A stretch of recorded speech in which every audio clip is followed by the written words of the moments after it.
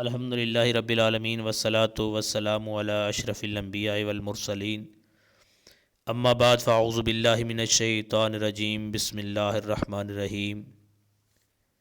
اسلامیات کے متعلق سوالات اور ان کے جوابات۔ وحی کی کتنی اقسام ہیں؟ وحی کی دو قسمیں ہیں، وحی مطلوع اور وحی غیر مطلوع۔ وحی مطلوع سے مراد قرآن مجید ہے اور وحی غیر مطلوع سے مراد حدیث شریف ہے۔ حطمہ سے کیا مراد ہے؟ حطمہ کا مطلب ہے اللہ کی بھڑکائی ہوئی آگ۔ حاویہ کا کیا مطلب ہے؟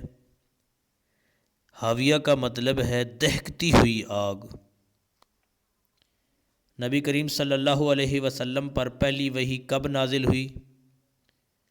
نبی کریم صلی اللہ علیہ وآلہ وسلم پر پہلی وحی 17 رمضان المبارک غار حرا میں نازل ہوئی۔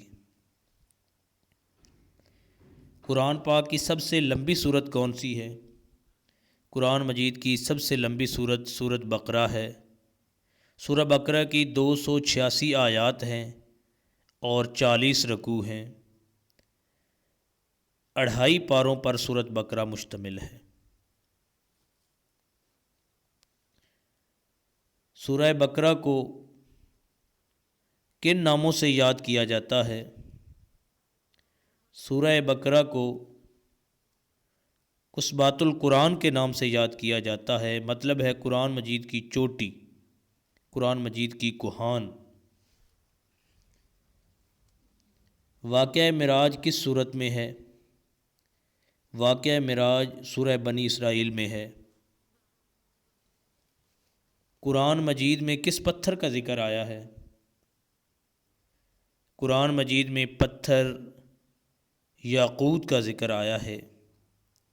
یاقوت۔ حجر اسود کے چومنے کو عربی میں کیا کہتے ہیں؟ حجر اسود کے چومنے کو عربی میں استلام کہتے ہیں۔ لفظ دنیا اور آخرت قرآن مجید میں کتنی مرتبہ آیا ہے؟ لفظ دنیا اور آخرت قرآن مجید میں 115 مرتبہ آیا ہے، یعنی لفظ آخرت 115 مرتبہ اور لفظ دنیا بھی 115 مرتبہ۔ یہ تھے اسلامیات کے کچھ سوالات اور ان کے جوابات۔ برائے مہربانی اگر یہ سوالات اچھے لگیں تو چینل کو سبسکرائب کر لیں۔ السلام علیکم۔